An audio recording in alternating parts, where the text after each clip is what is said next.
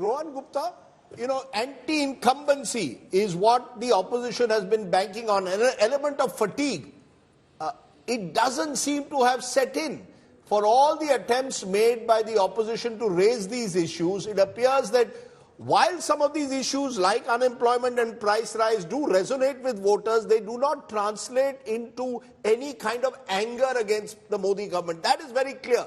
This poll is not showing anger, particularly among those who voted for the BJP in 2019, because you need voters to switch for you to win an election next year. Rajdeep, I'll just remind you a small thing. Since last December 22 till date, there are 4 major state elections happened, and all 4 state BJP was in power. It was Gujarat, it was Himachal, it was MCD, obviously Delhi is big, so I'm just considering as a small state, and Karnataka. And all out of these 4 places, now BJP is only in one place, that is Gujarat. So don't you feel that is also mood of the nation? See, I'm not trying to question here the methodology of your poll and all, but we need to see the larger perspective where the nation is moving on. Same Mr. Modi, if you see Karnataka, it was the Mr. Modi's face, the whole election was fought. There was no other issue with BJP. It is only Mr. Modi. If these people are satisfied with Mr. Modi, if price rise and unemployment and poverty are not such big issues, then I think the same should have been resonated in all state elections. The way the polls, other polls, I don't know whether India Today has done poll till date now or not. Chhattisgarh poll or MP poll or, many other polls, they are showing that BJP is again losing them. So I feel that, You're making a very interesting point which we should take to Ashok Malik and Rahul Verma, because Ashok Malik, there is some disjunction between state poll verdicts that we've seen over the last 6 months and what our mood of the nation is showing. Do you think this reflects what many believe is a voter looking very differently when we ask him questions as to who do you want as your next prime minister, or how do you rate the NDA government at the center, versus how do you rate state governments, including state governments of the BJP? Rajiv, with due respects, voters have been looking very different at state and union government elections or assembly and parliamentary elections for the past 15 or 20 years. This is hardly a new phenomenon. If you go back to 2009, when the Congress wins Andhra Pradesh with just about 50% of the seats, and on the same day, voters in Andhra Pradesh vote for 3 out of 4 seats in Andhra Pradesh for the parliamentary election go to the Congress. And I can give numerous such examples. So people are clearly voting very differently, looking for very different leaders, looking for at different parties and different issues at the local level and at the national level. Sometimes the voting preferences do coincide, but when they do coincide, it is because there are local factors, granular factors that influence them in their local provinces and local states. So it's even the upcoming state elections in 5 states are going to be fought on very different issues and themes than the parliamentary election of May 2024. So that Rahul Verma, you want a preliminary comment on that? Should we be looking at this firm disjunction between state election patterns, how voters perceive the center and the state? Is that something that is coming through already? Yes, I completely agree with Ashok. I've seen, like, in past 10-15 years, we are seeing this, which basically switch sides. But more comments. First, on the achievements and failures. What this does is basically, now we have a large proportion of voters have already made. And so when they are listing the achievements and when they are listing the failure, because the BJP side or BJP is going to look at very different things, and the opposition party voters different things, which means the achievements and failures actually offer mobilizing strategies for different parties. BJP is going to basically build their campaign on the ideological issue of 370, corruption-free government and those kind of things, and the opposition has some chances using the economic thing. Second point, which is about the stability of numbers on the performance as well as PM's rating.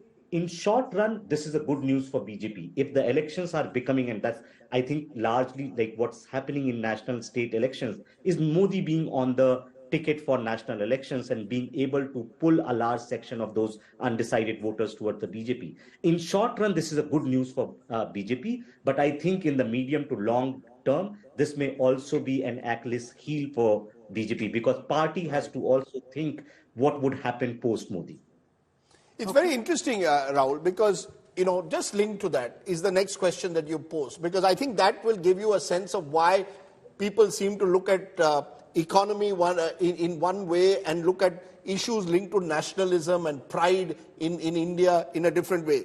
The question you've asked, which issue would help the BJP most in 2024? And the answer is 33% say PM's guarantee the word, of making India number 3 economy.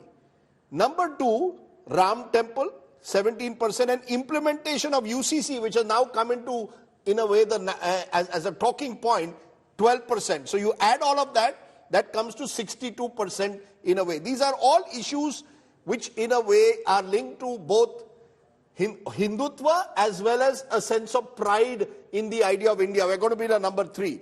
Why would you vote for the BJP in 2024? Prime Minister Modi 44%, development 12%, Hindutva 14%. So in a way, this Moditva, this word that I like to take, was asked from the voters who said that they would vote for that's right. BJP. Yeah. So essentially what you're saying, when I look at Prime Minister Modi plus Hindutva, it seems that Prime Minister Modi 44% versus Hindutva 14%. So it's the Prime Minister's persona. Yeah. Which seems, to tower over other issues.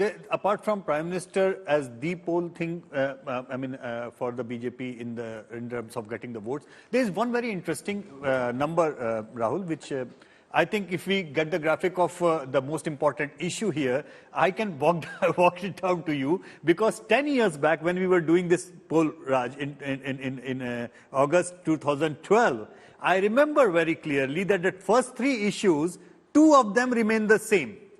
That is inflation and unemployment. The third issue at that point of time was corruption.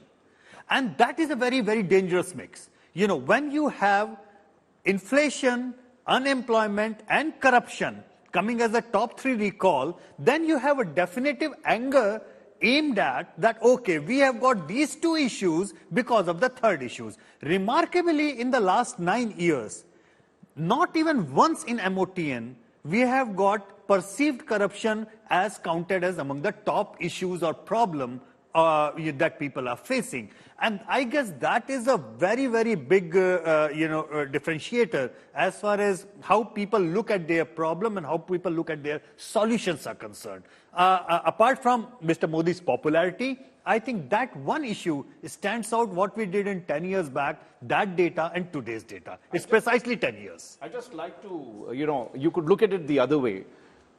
In the previous polls, the biggest achievement used to be the building of Ram Temple, all the Hindutva agenda, revocation of Article 370. If you look now, it's changed towards COVID, handling of COVID, generally which symbolizes Mr. Modi's competence as the Prime Minister, and therefore even the other things. We will vote for Mr. Modi. We will vote for, when you take a look at this business of making it a 3 million, the third largest economy, that's an economic dream. It's not something to do with Hindutva. So while he has very neatly brought in the Hindutva and this thing, the projection for the people is economic. They would like to see the economy, and therefore, if you look at the failures, that's part of the problem. But they're also voting him back because they think that he's probably more competent than any of the others to handle the economy.